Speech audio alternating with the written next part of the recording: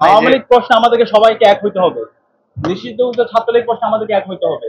তাদেরকে যেখানে পাওয়া যাবে সেখানে সামাজিকভাবে প্রতিরোধ করতে হবে। আমরা ঢাকা বিশ্ববিদ্যালয় থেকে ফেসিবাদের সকল দূষরদের বিরুদ্ধে আমরা জিরো টলারেন্স ঘোষণা করছি। বিরোধী আন্দোলনের অন্যতম নায়ক আমাদের বড় ভাই আক্তার হোসেনের উপর নিউ ইয়র্কে গতকাল সন্ত্রাসী নিষিদ্ধঘোষিত আওয়ামী লীগ এবং তার দূষররা হামলা করেছে এবং একই সাথে আমরা দেখতে পেয়েছি ডক্টর মোহাম্মদ ইউনূস বাংলাদেশের প্রধান উপদেষ্টা ওনার সহসঙ্গীর উপরে সন্ত্রাসী ছাত্রলীগ এবং নিষিদ্ধঘোষিত আওয়ামী লীগের সন্ত্রাসীরা হামলা করেছে। আমরা এই হামলার তীব্র নিন্দা এবং প্রতিবাদ জানাচ্ছি।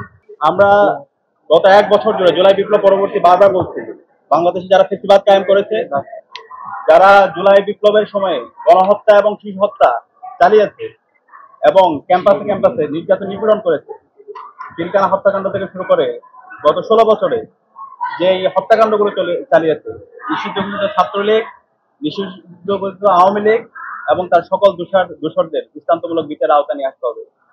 গণহত্যার বিচার করতে হবে। কিন্তু এক বছর জুড়ে আমরা এখন পর্যন্ত খুনি হাসিনা এবং তার দূষরদের যেভাবে বিচারের আওতায় নিয়ে আসার জন্য যেভাবে তড়িৎ বিচার আয়োজন করা দরকার ছিল, আমরা এখন পর্যন্ত ধীরগতি দেখতে পাচ্ছি। যেভাবে তাদেরকে সামাজিকভাবে প্রতিরোধ করা দরকার ছিল, তার আমরা ধীরগতি দেখতে পেয়েছি। যে কারণে আজকে নিষিদ্ধঘোষিত ছাত্রলীগ, নিষিদ্ধঘোষিত আওয়ামী লীগ তারা বিদেশে এই ধরনের দুঃসাহস তারা দেখাতে পেরেছে। আমরা অন্তর্বর্তীকালীন সরকারকে অনুরোধ করবো এবং বাংলাদেশের সকল রাজনৈতিক দলকে ফেসিবাদ বিরোধী আমরা যারা আন্দোলন করেছি, সংগ্রাম করেছি, আমরা সবাইকে অনুরোধ করবো, আওয়ামী লীগ প্রশ্নে আমাদেরকে সবাইকে এক হইতে হবে। নিষিদ্ধঘোষিত ছাত্রলীগ প্রশ্নে আমাদেরকে এক হইতে হবে।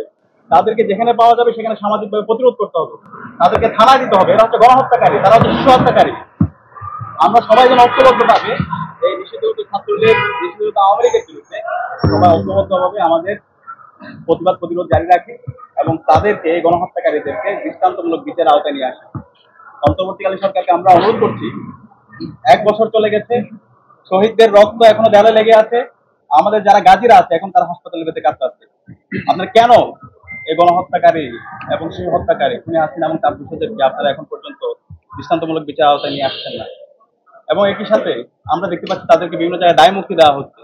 এখন পর্যন্ত ফেসিবাদের দূষররা বিভিন্ন জায়গায় বসে আছে, তারা অ্যাডমিনিস্ট্রেশনে বসে আছে, তারা বিচার বিভাগে বসে আছে, বিশ্ববিদ্যালয়ে তারা বসে আছে। আমরা ঢাকা বিশ্ববিদ্যালয় থেকে ফেসিবাদের সকল দূষরদের বিরুদ্ধে আমরা জিরো টলারেন্স ঘোষণা করছি। আমরা তাদের বিরুদ্ধে বিশ্ববিদ্যালয় প্রশাসনকে ব্যবস্থা নেওয়ার জন্য অনুরোধ করছি। আমরা দাবিটা উত্থাপন করেছি এবং খুব দ্রুতই শিক্ষার্থীদের সাথে নিয়ে আমরা এই খুনি হাসিনা এবং তার সকল দোষীদের বিরুদ্ধে আমাদের আন্দোলন সংগ্রাম জারি রাখবো।